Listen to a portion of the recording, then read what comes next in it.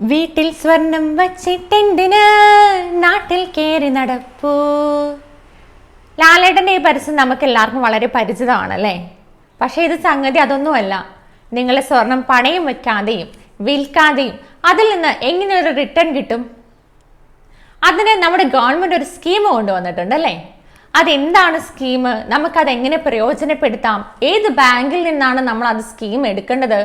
അത് ഭയങ്കര റിസ്കി ആയിട്ടുള്ള ഒരു ഇൻവെസ്റ്റ്മെന്റ് ആണോ എന്ന കാര്യങ്ങളെല്ലാം നമുക്ക് ഇന്നത്തെ വീഡിയോയിലൂടെ ഡിസ്കസ് ചെയ്യാം. അപ്പൊ നിങ്ങൾ എൻ്റെ ചാനൽ ആദ്യമായിട്ടാണ് കാണുന്നതെങ്കിൽ ചാനൽ സബ്സ്ക്രൈബ് ചെയ്യുക, കൂടുതൽ ഫിനാൻഷ്യൽ വീഡിയോകൾക്കായി.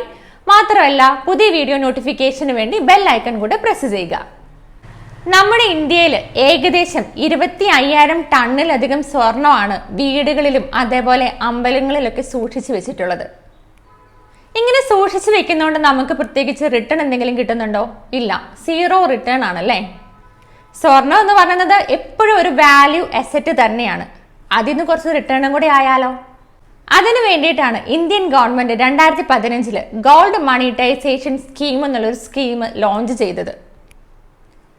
ഇതിന്റെ പ്രധാന ഉദ്ദേശം എന്താണെന്ന് വെച്ചാൽ നമ്മുടെ സ്വർണത്തെ എങ്ങനെ നമുക്ക് പ്രയോജനകരമായി ഉപയോഗിക്കാം, സ്വർണത്തിന്റെ ഇറക്കുമതി കുറയ്ക്കാം, മാത്രമല്ല ഡിപ്പോസിറ്റർമാർക്ക് ഒരു പലിശ ലഭ്യമാക്കുക എന്നതൊക്കെയാണ്. നമ്മളുടെ സ്വർണം ബാങ്കിൽ മെൽറ്റ് ചെയ്ത് റിഫൈൻ ചെയ്ത് ഡെപ്പോസിറ്റ് ചെയ്യുകയാണ് ചെയ്യുന്നത്. നമുക്ക് അതിൽ നിന്ന് ഇൻ എക്സ്ചേഞ്ച് ആയിട്ട് എന്ത് കിട്ടും? ഒരു ഇൻട്രസ്റ്റും നമ്മുടെ സ്വർണത്തിന്റെ മൂല്യവും നമുക്ക് കിട്ടുന്നതായിരിക്കും.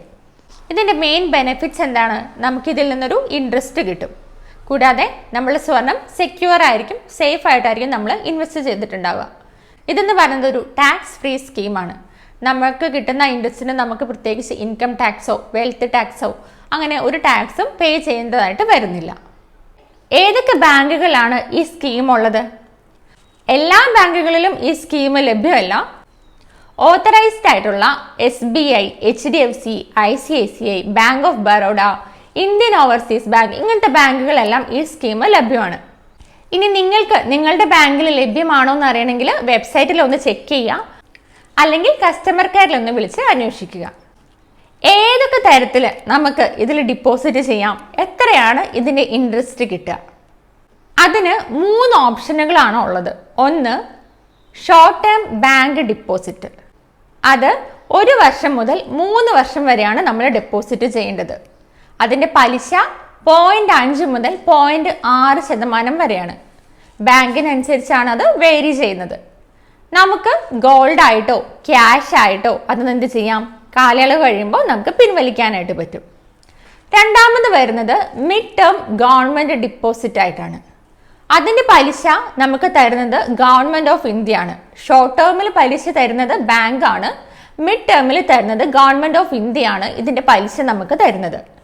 ഇത് 5 മുതൽ 7 വർഷം വരെയാണ് ഇതിന്റെ ഡിപ്പോസിറ്റിന്റെ കാലാവധി എന്ന് പറയുന്നത്. ഇതിന്റെ പലിശ വരുന്നത് 2.25% ആണ്. നമുക്ക് കാലയളവ് കഴിയുമ്പോൾ ഗോൾഡ് ആയിട്ടോ ക്യാഷ് ആയിട്ടോ തന്നെ പിൻവലിക്കാൻ പറ്റും. പിന്നെയുള്ള ഒരു ഓപ്ഷനാണ് ലോങ് ടേം ഗവൺമെന്റ് ഡിപ്പോസിറ്റ് എന്ന് പറയുന്നത്.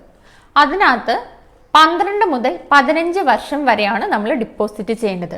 2.5% ആനുവൽ റിട്ടേണും നമുക്ക് ലഭിക്കും. ഇതിലും നമുക്ക് ക്യാഷ് ആയിട്ടോ അല്ലെങ്കിൽ ഗോൾഡ് ആയിട്ട് തന്നെ വിഡ്രോ ചെയ്യാനായിട്ടും പറ്റും. എങ്ങനെയാണ് നമ്മൾ അതിനു വേണ്ടി ഒരു അക്കൗണ്ട് ഉണ്ടാക്കേണ്ടത്? ഇപ്പം നമ്മൾ എവിടെയാണോ ഇത് ഡെപ്പോസിറ്റ് ചെയ്യാൻ ഉദ്ദേശിക്കുന്നത് ആ ബാങ്കിൽ ചെല്ലുക. ഫസ്റ്റ് ചെയ്യേണ്ടത് ഗോൾഡിന്റെ പ്യൂരിഫൈ ടെസ്റ്റ് ചെയ്യാം. അപ്പം ആ പ്യൂരിഫൈ ടെസ്റ്റ് ചെയ്തതിന് ശേഷം നിങ്ങൾക്ക് എന്ത് ചെയ്യാം? നിങ്ങളുടെ ഡീറ്റെയിൽസും അതേപോലെ തന്നെ KYCയും കൊടുത്ത് നിങ്ങൾക്ക് അവിടെ ഒരു ഗോൾഡ് ഡെപ്പോസിറ്റ് അക്കൗണ്ട് ഉണ്ടാക്കാവുന്നതാണ്. അപ്പം നിങ്ങൾ ഇത് ഉണ്ടാക്കി ഇതിലേക്ക് എന്ത് ചെയ്യാം? നിങ്ങളുടെ ഗോൾഡ് കൊടുത്ത് ഡെപ്പോസിറ്റ് ചെയ്യാം. പിറ്റേ ദിവസം മുതൽ നമുക്ക് എന്ത് കിട്ടും? ഇതിന് ഇൻട്രസ്റ്റ് ഏൺ ചെയ്യാനായിട്ട് പറ്റും. ഇപ്പം നമ്മളൊരു എക്സാമ്പിൾ പറയാണ്. ഇപ്പോൾ ഒരു ഡിപ്പോസിറ്ററിന്റെ കയ്യിൽ 500 ഗ്രാം സ്വർണ്ണമുണ്ട്. അയാൾ അത് 7 വർഷത്തേക്ക് ഒരു മിഡ് ടേം ഗവൺമെന്റ് ഡിപ്പോസിറ്റിൽ ഇട്ടിട്ടുണ്ടെങ്കിൽ അദ്ദേഹത്തിന് 7 വർഷം കഴിയുമ്പോൾ 78.25 എന്ന രീതിയിൽ എന്ത് ചെയ്യും? റിട്ടേൺ കിട്ടും. അതായത് 578.75 ഗ്രാം എന്ത് ചെയ്യും? റിട്ടേൺ കിട്ടും അയാൾക്ക്. അത് ഗോൾഡ് ആയിട്ടോ ക്യാഷ് ആയിട്ടോ അത് ഏതിലാണോ അദ്ദേഹത്തിന് പിൻവലിക്കാൻ താല്പര്യം ആ രീതിയിൽ പിൻവലിക്കാനായിട്ട് പറ്റും. ഇനി എന്താണ് ഇതിന്റെ റിസ്ക്?